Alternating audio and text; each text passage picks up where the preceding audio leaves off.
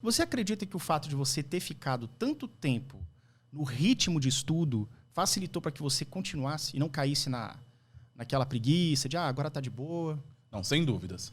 Por quê? A maior dificuldade de quem estuda para concurso são duas. São duas maiores dificuldades. É manter a constância e desenvolver um método de estudos. Essas são as duas maiores dificuldades. O aluno ele começa estudando todo perdido, no meio daquele monte de material, ele não consegue se encontrar e naturalmente vai batendo cansaço. É igual a academia, vai aquele dia que você não está com vontade, você se entrega para a preguiça, você não estuda. Então isso vai cada vez mais contribuindo para a pessoa ir desistindo. Entendi. Quando você desenvolve algo que você está vendo que está dando resultado, porque o ser humano ele se contenta com pequenos prêmios ao longo da trajetória. É muito difícil você encontrar alguém que aos 19 anos começou a juntar dinheiro e não viveu muitas coisas na vida para comprar casa própria aos 35 sem precisar entrar no financiamento bancário. É muito difícil. Por quê? Porque ninguém consegue manter constância num projeto desse. Você precisa ter pequenos prêmios ao longo do caminho para você conseguir se manter ali focado. E o que aconteceu? Eu, no começo, era todo perdido nos estudos, como todo mundo, tal, mas eu fui conseguindo... desenvolver ali nesse projeto e aos poucos eu fui vendo o resultado. E lá na frente, quando eu já estava bem nos estudos, eu percebia que, por exemplo, 2 horas minhas de estudos, 3 horas dentro daquele meu planejamento, dentro daquela minha maturidade, eles me rendiam muito mais do que 8 horas lá atrás quando eu estava começando. Então, continuar estudando para concurso público, chegou um momento que ele era muito menos desgastante do que foi um dia.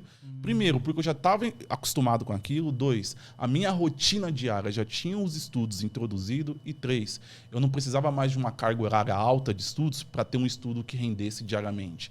Eu, com 3 horas ali de estudo, 4 horas no máximo, para mim aquilo já era uma alta performance, vamos dizer assim. Entendi. Coisa que eram 3 horas bem vividas, bem estudadas. Bem estudadas, que decorria da maturidade, da experiência que eu tinha.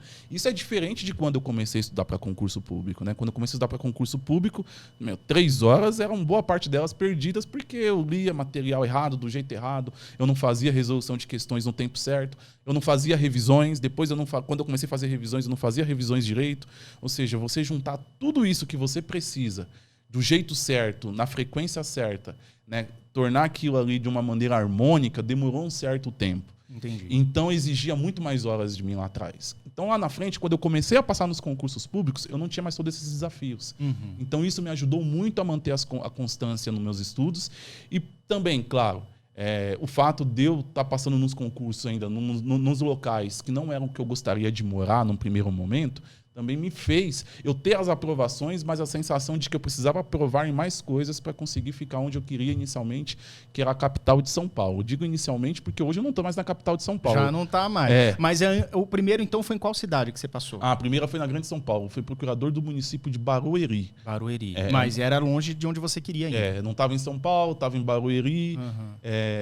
Não tinha qualquer identidade com aquela região, mas já era um concurso que me pagava um valor considerável. A minha primeira aprovação, por exemplo, já rendia um salário maior que um de um delegado da Polícia Federal. Cara, isso é bom. Então já era uma carreira que, se eu quisesse ficar ali, eu poderia. E esse início de carreira, você estava... Quais foram os seus maiores desafios, assim? Por exemplo, você estava casado, você tinha filhos, ou não? Você acha que foi um pouco mais... teve muitos ou poucos impeditivos nesse começo? O que você acha? Não teve grandes impeditivos. Nesse aspecto aí, na época eu vivi um relacionamento. Eu tive uma namorada na vida, até naquela época, né? A gente começou a namorar na adolescência. Foi um relacionamento que durou 17 anos. E então, ela, de certa forma, ela compreendia esse meu momento, ela entendia, e as condições dela, ela me incentivava. Então, eu não tinha filhos, eu não era casado, eu tinha um relacionamento com uma pessoa, já um relacionamento de longa data, ela já me conhecia bem, eu já conhecia ela bem.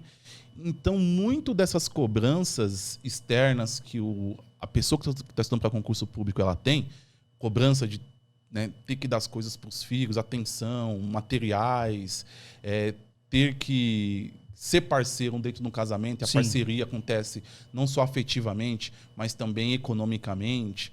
Muitas dessas coisas eu não tinha essa pressão.